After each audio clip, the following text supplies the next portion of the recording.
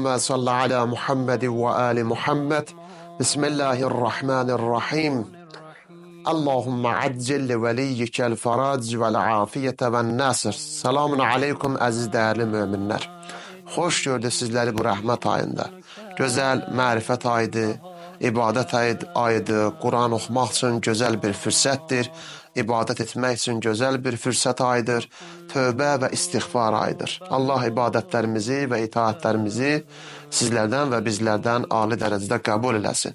Peygamber Ekrem sallallahu aleyhi ve aleyhi ve sellem bu ayda her vacibi namazlardan sonra dualar var ki, o duanın bir kısmından ibaret olan bir cümle var ki, o cümle bundan ibarettir ki Peygamber bu aya çok güzel şerh verir o cümleyle.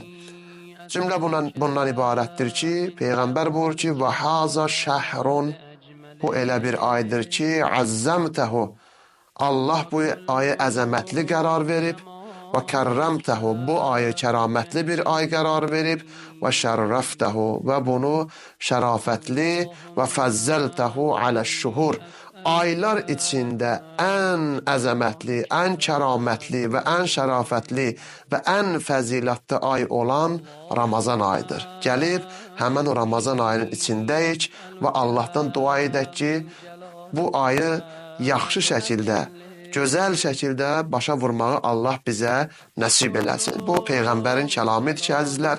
Bildiyimiz kimi, əzizlər, hər bir şeyin zəkatı var. Bədənin də zəkatı orucdur. Allah insana bir mal, dövlət verər, insan onun üçün, onu paylaşdırmaq üçün onun zəkatını çıxardar. Peyğəmbərin kəlamında Peyğəmbər buyurur ki, sallallahu aleyhi və aleyhi və səlləm, likulli şeyin zəkah. Hər bir şeyin zəkatı var. Əgər evdə malımız, dövlətimiz, qızıl olsun, fərq etməz, hər nəyimiz olsa, Allah Teala bunlar üçün bizdən zəkat tələb edir. Amma bədənimizin zəkatı nədir, əzizlər? Bədənimin zəkatı və zəkatul əbdan əs-siyam. Bədənimizin də zəkatı oruç tutmaqdır. Ki, oruç tutmaqla insan öz bədəninin zəkatını çıxartmış olur.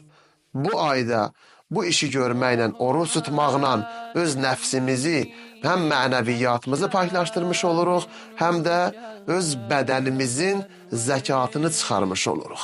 Çünki bədənin də zəkatı budur ki, insan oruç tutur, səhərdən axşama qədər özünü qoruyur, öz nəfsi istəklərinə qalib gəlir, yeməkdən, içməkdən, haramdan, həlaldan, namahrəmə baxmaqdan, qeybət etməkdən, təkəbbürdən, həsəddən, hər bir şey ki, şeytan tərəfindən insana gəlir, o şeylərdən insan özünü qoruyur.